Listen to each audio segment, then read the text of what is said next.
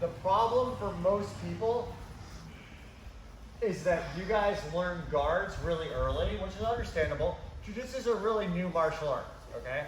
So we're constantly evolving and developing, and things that were like normal 5 years ago are different now. You know, nothing is like, there's no like law of physics in jiu-jitsu, and even in physics, there's no law of physics. It's just absolutely true.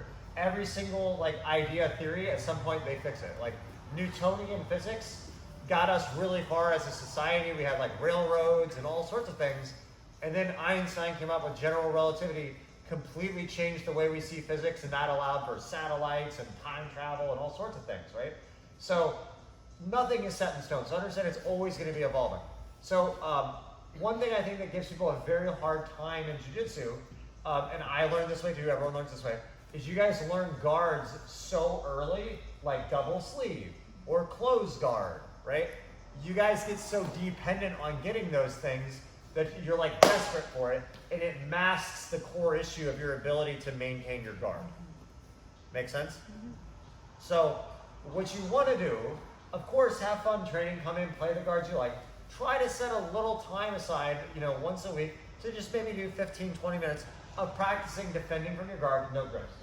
That will force the necessary things to fall in place that need to for you to develop your defensive attributes. Right? You'll start getting caught in a certain position. Why is that happening? You'll start mechanically solving it. Does that make sense?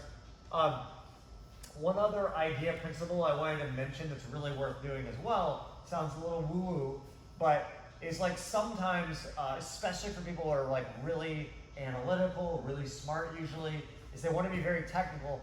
There's a lot that's very useful, and keep that, but also there's a lot of benefit to turning your brain off. The time to be analytical in jiu-jitsu is like when you're drilling something, you're like trying to understand it, or if you do some specific sparring, that's good, but also sometimes turn your brain off and just go with the flow and feel it. Often if you start thinking too much, you can't react real time. It's like trying to jump in slow motion. You can do everything technically correct, but if you don't do it with enough force, it won't work. And it's the same with a lot of things in guard. If you're like, the guy's moving like, well, I'm supposed to be here, or my leg is, it's too slow, it won't work. So you just have to act really fast and trust that over time your instincts will solve it. One thing that's really unbelievably successful is if you just understand the core idea of I need to keep them away on the x-axis. Keep that as your core idea. A lot of these things will self-solve for you. Even if I wasn't here showing you the exact thing to do, eventually, if you know that's the core goal, your body will just start figuring out that that's a useful thing, right?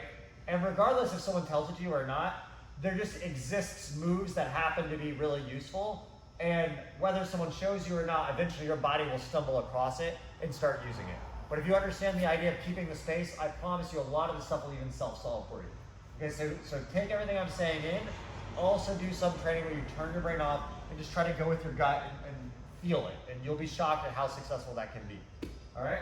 So now we're going to talk about one of my favorite attributes of distance, which is the offensive portion. Okay? So anytime you have distance, the posture breaking and the leverage is way more, right? So the easiest analogy I always use, sorry if you guys have seen this a million times before, but it's like if he's deadlifting a bar. If he wants it at his feet. If the bar is out here, it's very difficult to lift. So if I have his collar, right, and I'm really close and he deadlifts or postures up, he can do it easily, right? If he keeps his feet in the exact same spot, and I'm here, and now I try to posture, see, he's trying to get closer, right? Because he cannot posture when I have distance. Now, if you add in leg placement, so imagine he was close to me, like so stand really close, and he was like almost passing. I'm setting, he grabs my hands, I start setting space, and I get more space, I keep pinning, and I get space. And now I have enough space to come up with my elbow and set up. Now I have his collar and distance, right? But now my feet and the biceps, or like one in the hip and one in the bicep, they prevent him from getting close to me.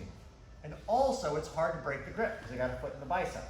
So now as I back up more, he can't posture, see posture up? He can't posture, see? And now this starts creating leverage to create attacks, okay? And that wasn't like a particular attack system I used that I memorized. Literally, I'm just backing up. A lot of this stuff will self-solve for you when you really get that. Of course, if you guys have trained a long time and you know spider guard and collar sleeve, you're gonna very quickly see, oh, I could go to collar sleeve here, I could go, and you'll start putting all these moves together really quickly that you've learned over the years. But if you guys are brand new and you've been training like a couple months, you're like, what is worm guard? I don't know what that is. Like, what? You don't know all those guards.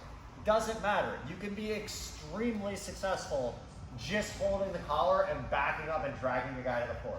Kron Gracie does like classic Gracie Jiu-Jitsu 101, and he was submitting guys like Leandro Lo, who's one of the best of all time in the sport, with just this. It's online. Just go to YouTube, Leandro Lo, Kron Gracie. Watch when Kron Gracie gets his guard.